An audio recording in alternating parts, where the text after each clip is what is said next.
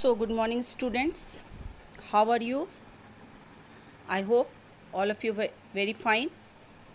So, student, this is your first period, and all students in first period you have a moral class. So, in previous class, I have already done all objectives and one activity. Today, we complete our question answer. So, students, I am giving you few minutes time. So, all of you take out your book and your moral copy. So, in your chapter 7, our duty towards society, the first question is, how do we behave when you meet our enemy? Means आप अपने दुश्मन से जब मिलेंगे तो कैसा behave का मतलब व्यवहार करेंगे. तो answer is we should behave gently and calm when we meet our enemy. जब हम लोग अपने दुश्मन से मिलेंगे तो बड़े प्यार से और शांतिपूर्वक मिलेंगे. ठीक है. In second question, in how many ways we can develop our society. There are so many ways. तो answer is we can develop our society in many ways, like being liberal to our society. We should keep off from all the evil of our society and try to develop alone with the society. हम लोग क्या करेंगे कि अपने society में जितने भी बुराइयां हैं उन लोगों को ख़त्म करेंगे और कोशिश करेंगे कि हमारा सोसाइटी डेवलप हो जाए. Next question is, if our task is not to be take revenge with our enemy, then whose task is this? Explain it. Answer, it is not our task to take revenge as God. God is there to who is seeing everything. It is his task to do justice.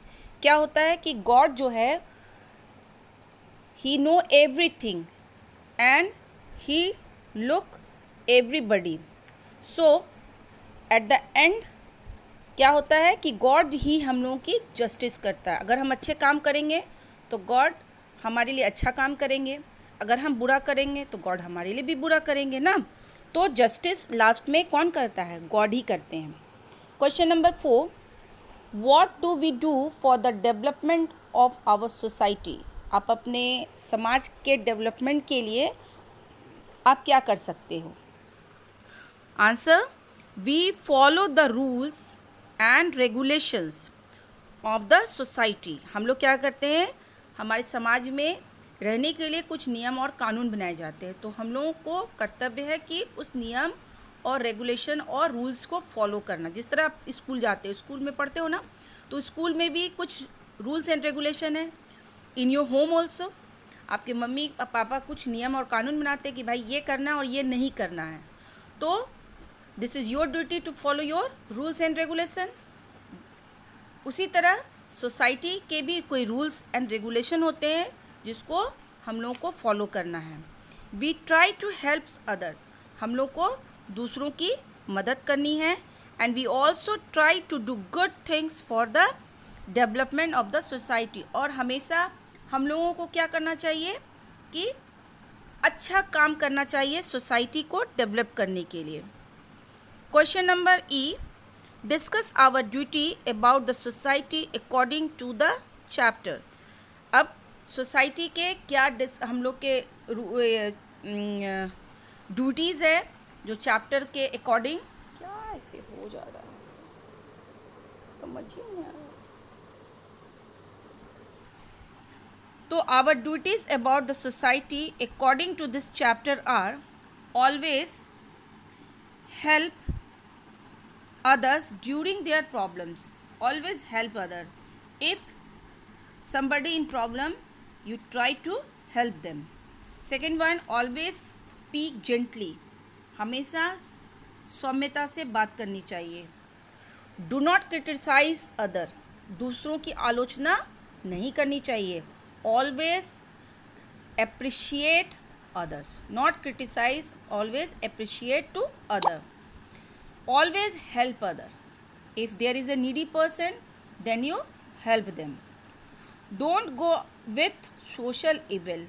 समाज में जो गलत गलत चीज़ें होती हैं उसकी तरफ नहीं जाना चाहिए. And the last, always take care of the development of society alone with our development. हमेशा अपनी उन्नति के साथ साथ सोसाइटी की भी डेवलपमेंट का ध्यान रखना चाहिए.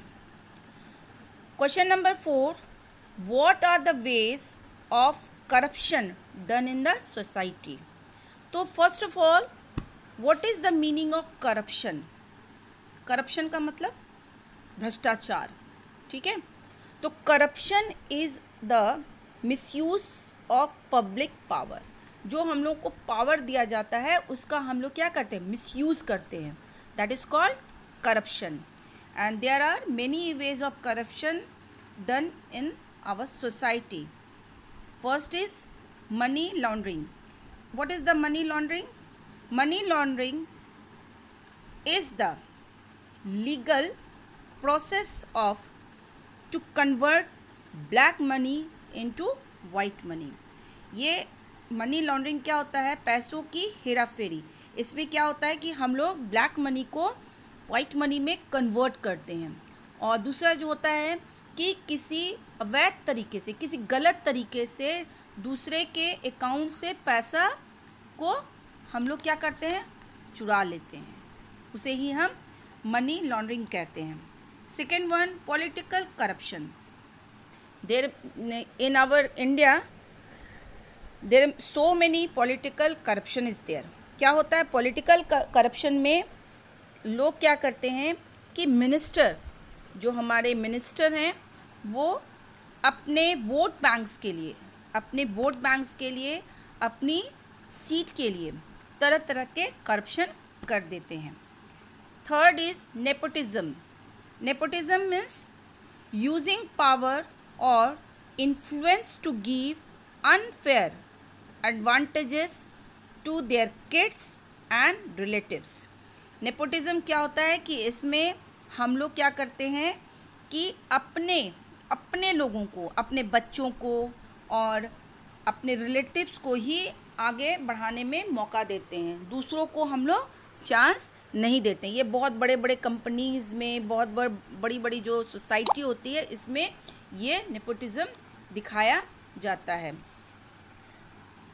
Number 4 is dowry. What is the dowry. Dowry means दहेज प्रथा. डाउरी का मतलब होता है दहेज प्रथा. Dowry is an amount of money और property which a women's family give to the man she is marrying. अब इसमें क्या होता है कि डाउरी में वुमेन्स की जो माता पिता जो होते हैं, लड़की के माता पिता, कुछ अमाउंट्स या प्रॉपर्टी का कुछ हिस्सा उस लड़के को देते हैं जिससे उस लड़की की शादी होती है. And the last one is bribery. Bribery means घूसखोरी. Means offering, giving and receiving of any items of another person. हम लोग क्या करते हैं कि ब्राइबरी में हम लोग कोई भी काम अगर हम किसी से करवाते हैं, चाहे ऑफिस हो, चाहे कहीं भी हो, तो उसके लिए हम लोग को क्या करना पड़ता है, कुछ पैसे देने पड़ते हैं. और अगर आप पैसे नहीं दीजिएगा तो आपके काम वो पेंडिंग में चला जाएगा. लेकिन जैसे ही आप पैसे देते हैं, आपका काम बहुत जल्दी और आराम से हो जाता है. तो this is for today and I hope all of you understand the lesson. Your chapter is completed. All question answers and objective are completed. So students, all of you write this question answer in your classwork copy. So thank you and have a nice day.